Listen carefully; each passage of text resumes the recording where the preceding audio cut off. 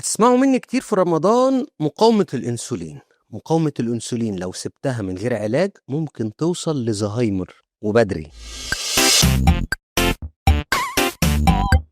انتوا فاكرين ان مقاومة الأنسولين يعني كرش شوية سكر؟ طب لو قلت لك ان مقاومة الأنسولين دي ممكن تسرع شيخوخة المخ أصلا، وفي أبحاث بتسمي الزهايمر أساسا ان هو السكر بس النوع الثالث. ودي هتبقى جديدة عند معظم الناس، هتتخض شوية، بس ركزوا في الكلام ده. يعني ايه؟ يعني المخ ممكن يستسلم للسكر ويبدأ ينسى، وهنا يجي دور التويست، ان رمضان ممكن يبقى فرصة تتعالج او فرصة بس تبوظ اكتر، حسب انت هتفطر ايه او هتمشي صيامك وفطارك ازاي. رمضان بيكشف الحقيقة ان الناس اللي عندها مقاومة انسولين بتبان عليهم جدا. في رمضان تفطر تقوم نعسان، تقوم جعان بعد ساعتين، تقوم نفسك في سكريات وحلويات، وتقوم مزاجك مش في المود كده، وتقوم بس مخك مش معاك، انت مش مركز.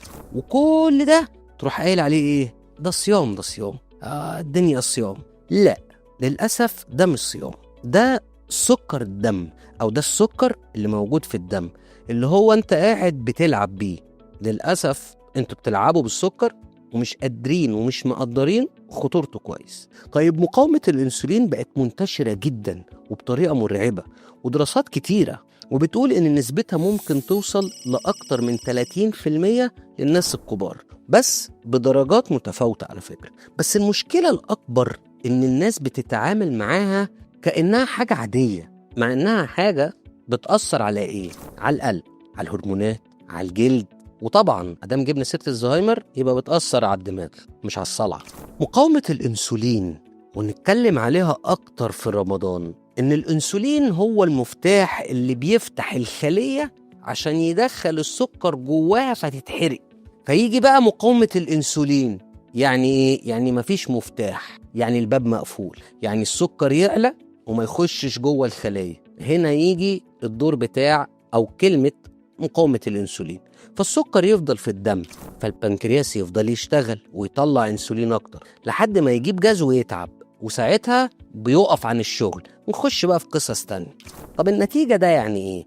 النتيجة هنا يعني سكر عالي، دهون اعلى، كرش، خمول، جوع، ومزاج مش مظبوط. وبعد كده نقول يا عم اصلنا صايم، وعرفتوا بقى ان ده مش صيام، دي مشاكل الصيام. او بلاش مشاكل الصيام، مشاكلك انت في التعامل مع الصيام، لان الصيام ده من اكتر الحاجات الصحية اللي موجودة واتعملت. في رمضان الكلام اللي احنا قلناه ده بيتضاعف وبيكتر اكتر واكتر واكتر لو فطرنا الكلام اللي انا هقوله. رز بس كتير، عيش، حلويات في العموم، ونقول عليها حلويات رمضان، والعصير. خلي الاذان يأذن تاكل الحاجات وتشرب الحاجات اللي انا قلتها دي، وبعد كده تيجي تشتكي من كل الحاجات اللي قلناها. عرفت بقى ان الموضوع مش في الصيام، الموضوع في التعامل بتاعك مع الصيام. طيب ليه بنقول ان الزهايمر سكر بس النوع الثالث تايب 3؟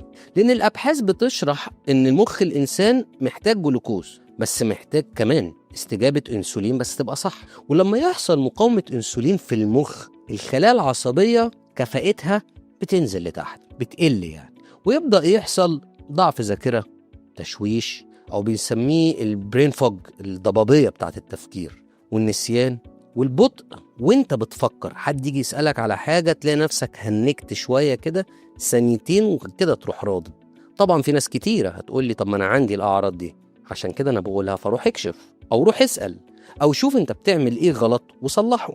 وده اللي بيخلي بعض الباحثين بيسموه انه سكر بس النوع الثالث. طب ما تيجوا نقول شوية ارقام كده مهمة او دراسات احكيها لكم بس بطريقة سهلة شوية، ربطوا ما بين مقاومة الانسولين وزيادة خطر تدهور بتاع الجسم بتاع البني آدم. طيب الأبحاث بتقول إن مرضى السكر التايب 2 النوع الثاني عندهم خطر أعلى بالإصابة بالخرف، الزهايمر، والحاجات اللي احنا بنقولها دي. يعني مقاومة الإنسولين مش كرش، ده ممكن يبقى مستقبلك بس بطريقة تانية، والحاجات اللي مش لذيذة. الأعراض، لما نيجي نتكلم عن الأعراض بتاعت مقاومة الأنسولين اللي هتبان في رمضان، وإن إحنا بنعتبرها أصل إحنا صايمين، أو بنعتبرها يا عم إحنا في رمضان، تعالوا نشوف الأعراض كده. النعاس اللي بيجي للناس بعد الفطار، يقول لك أصل تقلت في الأكل. الجوع السريع بس بعد ساعتين، الله أنت لسه واكل، بعد ساعتين جوعت مرة واحدة. طيب الكريفنج للحلويات، أنت عايز تاكل حلويات بس، وكل شوية تقول لي أصل الكرش ما بيروحش. طيب واللي وزنه بيزيد بسهولة جدا في رمضان، يقول لك أصل رمضان بتاع الأكل، تمثيليات وأكل. فاهمين رمضان غلط. دي كلها أعراض مقاومة أنسولين. البقع الغامقة اللي موجودة في الرقبة وتحت الباط بين الفخدين، وفي ناس ساعات بتشوف إن البقع دي ممكن تكون هايبر بيجمنتيشن، غمقان عادي، أو عدم نظافة مثلا، ده مقاومة أنسولين. والزيادات الجلدية اللي بتبقى موجودة ليها علاقة. والحاجات بقى اللي موجودة عند الناس قوي قوي قوي، ودايما يقولك أصل ده رمضان، التركيز اللي بيبقى بصعوبة جدا، الصداع اللي بيجي للناس بس بعد الأكل، والخمول والقعدة والتريحة يقولك أصل تقل، والزغللة اللي ساعات بتيجي للناس، كل ده بيجي لكم وتقولوا أصل ده رمضان. لا، ده مش رمضان، ده مقاومة أنسولين، وممكن ما يبقاش. اكشف عشان تتأكد. طب رمضان هنا ليه دور في علاج مقاومة الأنسولين؟ ده ممكن يبقى فرصة جوهرية للناس اللي عايزة تتعالج من مقاومة الأنسولين. رمضان أصلا هو صيام متقطع، والصيام المتقطع معروف إنه بيحسن لوحده حساسية الأنسولين. ده عند ناس كتير جدا، بس بشرط أو بشرطين. الشرط اللي هو الأكل، الشرطين اللي هو الفطار والسحور، بس يكونوا صح. يعني رمضان أصلا هو نظام دايت، ده أصلا نظام دايت، وكمان صيام متقطع اللي الناس أصلا بتبقى عايزة تعمله. أنت عندك شهر اعمله، بس اعمله صح، افطر صح وتسحر صح. تعالوا أقول لكم على نظام للفطار يقلل مقاومة الأنسولين. وخلي بالكم هتلاقوا النظام اللي هقوله مكرر، لأن الفكرة واحدة. الفطار الأذان يأذن، نشرب مية 3 تمرات أو 5 تمرات أو تمر، ربع ساعة ونبتدي الأكل اللي المفروض الغدا اللي احنا هناكله على الفطار. نبتدي بالشوربة، بعد كده السلطة، بعد كده البروتينات بتاعتنا، وفي الآخر خالص تبقى النشويات، رز، مكرونة، بطاطس. الحاجات دي نخليها في آخر الأكل. وطبعا العصير هنا ملوش دور، أو نشيله دلوقتي، ملوش مكان. احنا بنتعامل على أساس ان احنا بنتعالج مش بنضر نفسنا. وطبعا الحلويات ما تنفعش. طب بعد الفطار ب10 دقايق بعد ما اكلت وقعدت اتمشى، سواء بقى تحت البيت، اطلع السلم وانزله، تمشية بسيطة عشان احرك الدورة الدموية. بعد التراويح مهم جدا، لان معظم الناس بترجع من التراويح جعانة، ساعتها اقدر اكل بروتين، والبروتين ده اخده من الزبادي واحط عليه شوية مكسرات او بيضة وخيار. السحور الناس بتتعامل معاه كتر الأكل فيه هو اللي هيخليني تاني يوم ما جوعش، مع ان ده للأسف خطأ، او مش خطأ، دي موروثات احنا عندنا. كل كتير قوي على السحور عشان تاني يوم ما تجوعش، وللأسف ده مش حقيقي. هو الحقيقي بقى اكل ايه في السحور؟ السحور لازم يبقى بروتين ودهون صحية وألياف. التلاتة دول لو اتجمعوا في السحور، لو كمياتهم حتى مش كبيرة، هتشبعوا. مثلا نحط مثل للسحور، البروتين هناخده حاجة من الاتنين، يا ناخده من الفول أو ناخده من البيض. طب الدهون الصحية من زيت الزيتون اللي على الفول أو من الجبنة القريش اللي جنب البيض. وفي الآخر نقدر نقول إن الخيار هو الجوكر بتاع رمضان.